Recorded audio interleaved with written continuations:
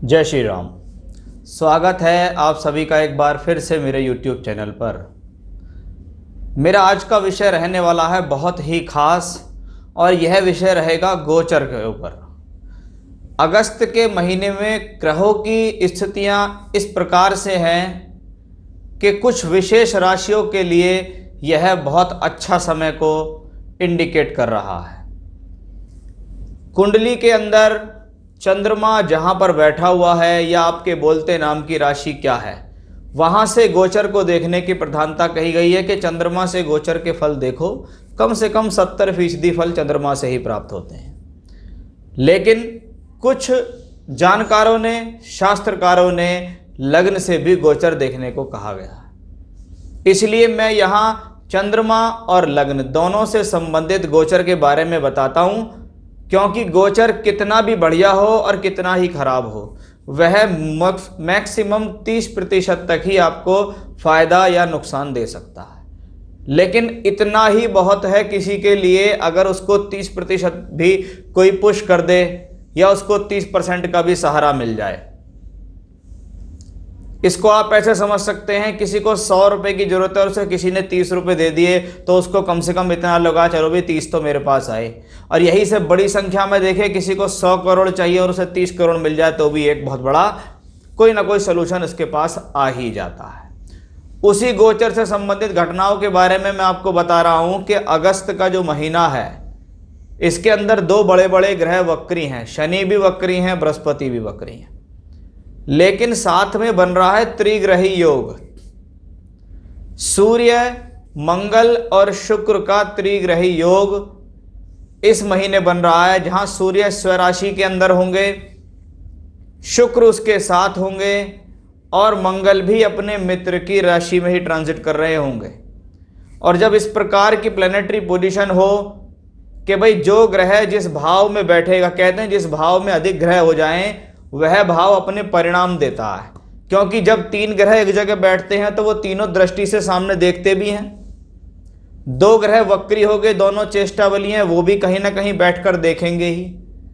तो आप समझिएगा 5 ग्रहों का मूवमेंट अगर किसी की भी राशि लगन से ठीक प्लेसमेंट पे आ जाए तो वो आपको बेटर अपॉर्चुनिटी दे देता है।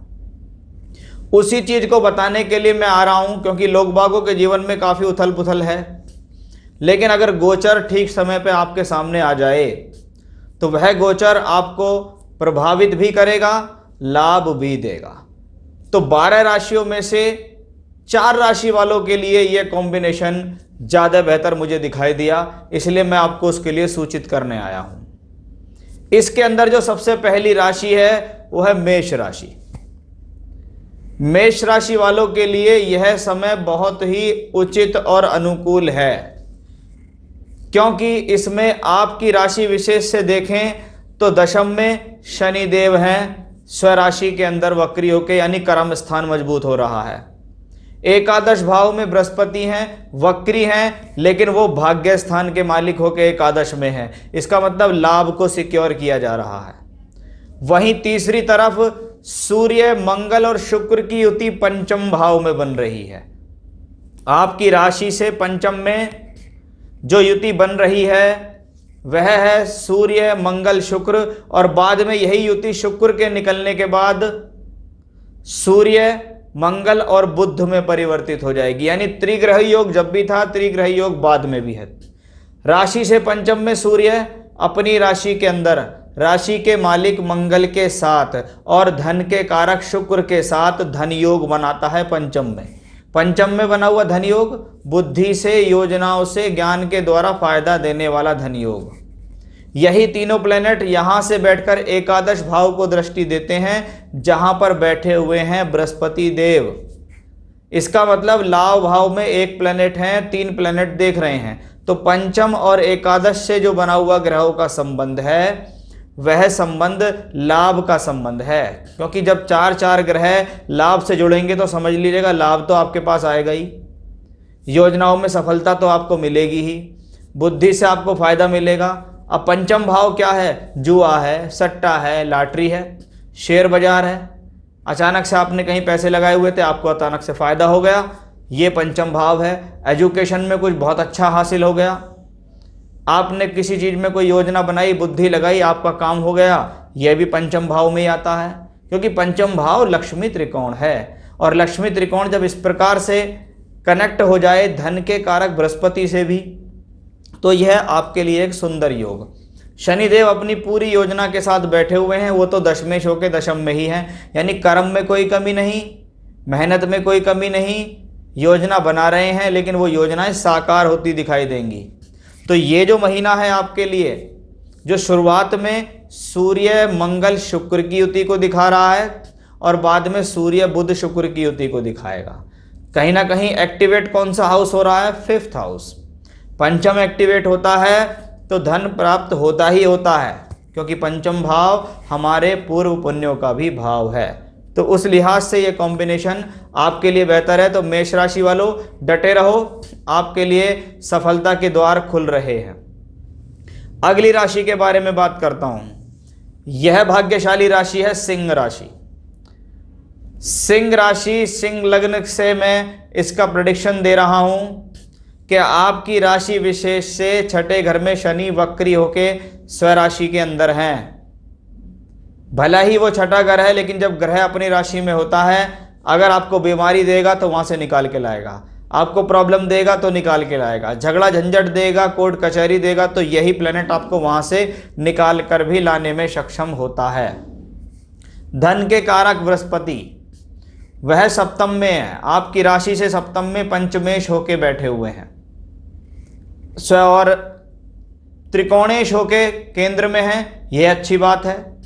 उसको सपोर्ट किसका मिलता है? आपके लगन में ही देखिएगा, राशि लगन में देखिए आप, सूर्य है, मंगल है, शुक्र है। कुछ समय बाद शुक्र वहां से निकल जाएगा तो वहां पे आ जाएगा बुध, यानी एक ग्रह निकल गया, एक ग्रह चला गया। शुरुआत किससे करी?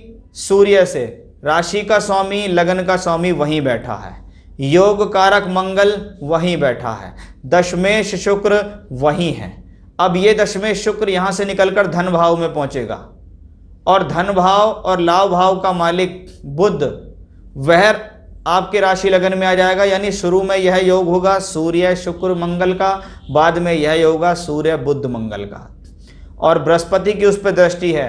जब आपके लगन के ऊपर राजयोग और धनयोग बने तो लगन में कौन होता है? लगन में होते हैं आप स्वयं, कि आप जो मेहनत कर रहे हैं उसका आपको फायदा मिलेगा। ये फायदे का समय है, आपको आपके मान सम्मान का समय है, पद प्रतिष्ठा का समय है, किसी प्रकार की बेहतर अपॉर्चुनिटी मिल सकती है, क्योंकि दशमेश शुक्र का संबंध।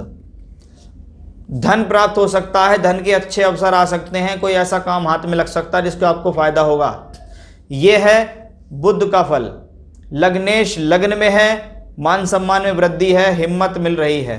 मंगल का सहयोग है, भूमि जमीन जायदाद प्रॉपर्टी से फायदा मिलेगा, उसकी लेवा बेची से फायदा मिलेगा।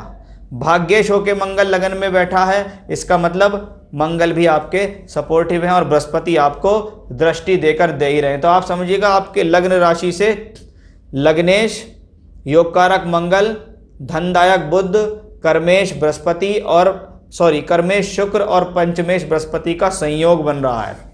तो ऐसे योग बार बार नहीं बनते हैं, आपके लिए भी यह गोचर बहुत शुभ और फलदायक सिद्ध होने वाला है। अगली राशि जो है वो है तुला राशि।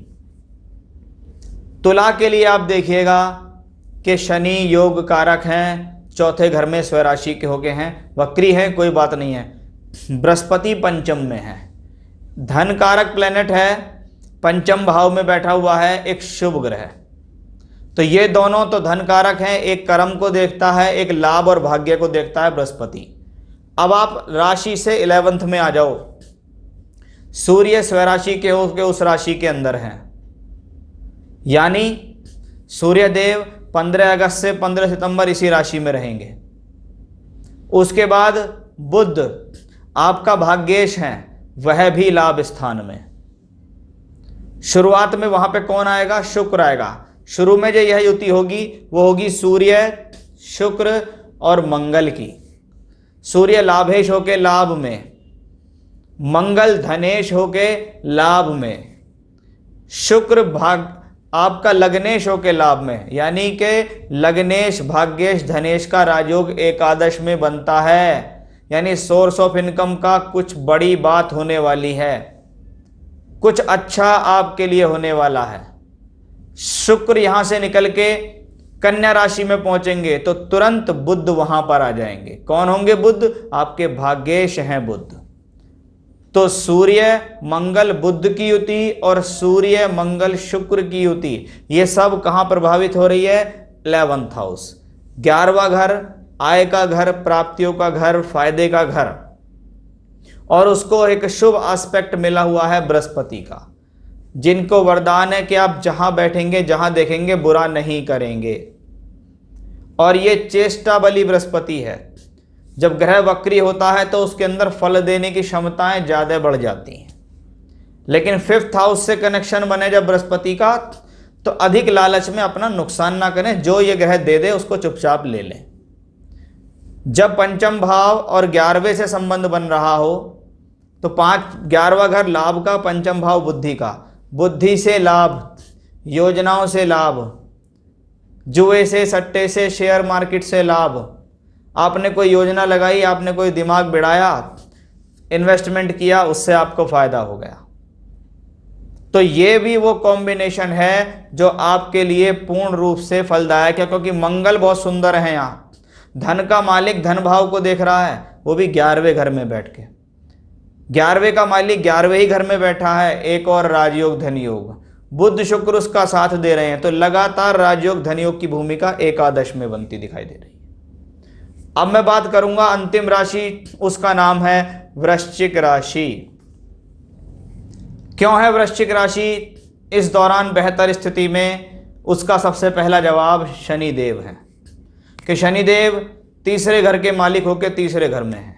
जीवन की शुरुआत अगर धैर्य के साथ हो रही है, मेहनत के साथ किसी कार्य की शुरुआत हो रही है, कॉन्फिडेंस आपका अच्छा है, तो जरूर सफलता के पायदान पे आप पहुंचेंगे अवश्य। तो शनिदेव वक्री हैं, लेकिन उसी स्वराशि के अंदर हैं, राशि विशेष लग्न विशेष से तीसरे घर में। तो ये अच्छा कॉम्बिनेशन। अब आपके सुख स्थान पर कौन है? बृहस्पति हैं, जो कि धनेश और पंचमेश हैं, यानी 2 धनदायक ग्रहों का मालिक है बृहस्पति, जो राशि से केंद्र में बैठा हुआ है, शनि की मूल त्रिकोण साइन में बैठा हुआ है। अब आप देखो दशम भाव को कि राशि लगन से दशम भाव कौन है? सूर्य की राशि है। सूर्य दशमेश होकर दशम में, राज्य सरकार से संबंधित कार्यों में फायदा, सरकारी नौकरी मिलने के चांसेस हो जाते हैं, सरकार से सम्मान मिलना, किसी राजकीय नेता से काम निकालना, राजनीति के क्षेत्र में फायदा होना, पिताजी से फायदा मिल रहा है आपको। ये सब कहाँ से आता है? दशम में बैठे हुए स्वग्रही दिग्बली सूर्य से। उसके साथ दूसरा कौन है? मंगल, आपके राशि लगन का मालिक दशम में मंगल फिर से दिग्बली। अगर आपका कोई भी काम ऐसा है जो ईंट भट्टे से संबंधित है, कंक्रीट से संबंधित है, स्टोन्स मार्बल से संबंधित है, इलेक्ट्रिकल से संबंधित है, माइनिंग से संबंधित कोई काम है, रेस्टोरेंट से संबंधित कोई काम है, तो ये वो कॉम्बिनेशन है जो आपको फायदा देगा, क्योंकि सूर्य और मंगल लग्नेश दशमेश का राजयोग। उसके साथ शुरुआत में शुक्र होंगे, दशम भाव में एक और ग्रह आ जाएगा शुक्र, जो कि सप्तमेश द्वादशेश होके वहां बैठा है। तो टूर ट्रैवलिंग से, दूर के लोगों से जुड़कर भी फायदा मिलेगा।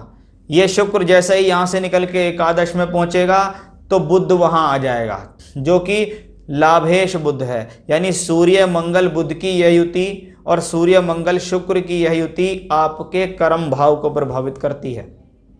और कर्म ही सबसे ज्यादा जरूरी है, क्योंकि कर्म से यश है, कीर्ति है, मान सम्मान है। आज आपके साथ जो लोग जुड़ गए, उनका काम आपको अच्छा लगा, वो भविष्य में आपके साथ जुड़े रहेंगे और आपको फायदा देते रहेंगे। तो उस लिहाज से ये कॉम्बिनेशन है। और इसको बहुत अच्छा सहयोग कौन दे रहा है? वो बृहस्पति हैं, क्योंकि बृहस्पति यहाँ चौथे घर में बैठे हैं और दशम को दृष्टि देते हैं, जहां पर 3 प्लेनेट हैं, यानी 4 ग्रहों का संबंध चौथे घर और दशम से आता है, क्योंकि 2 ग्रह आपस में एक दूसरे को आमने सामने दृष्टि देते हैं।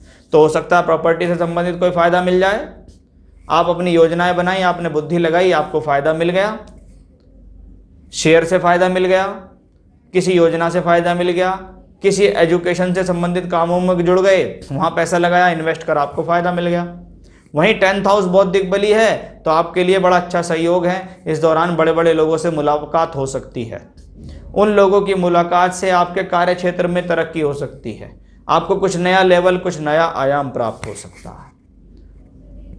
तो ये था मेरा आज का विषय कि त्रिग्रही योग जो सूर्य मंगल बुध और सूर्य मंगल शुक्र के साथ बना, दो वक्री ग्रह जो दोनों चेष्टा बली हैं, शनि स्वराशि में है और बृहस्पति शनि की मूल त्रिकोण राशि में वक्री है।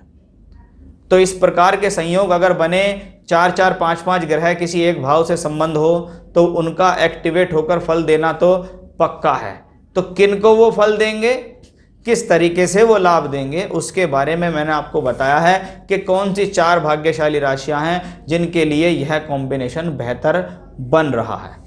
तो ये था मेरा आज का विषय कि गोचर में चल रहे ग्रह किस तरीके से जातक को लाभ देते ही देते हैं। फिर से नए विषय के साथ आपके सामने हाजिर होऊंगा मैं। तब तक के लिए बने रहिएगा मेरे साथ। जय श्री राम।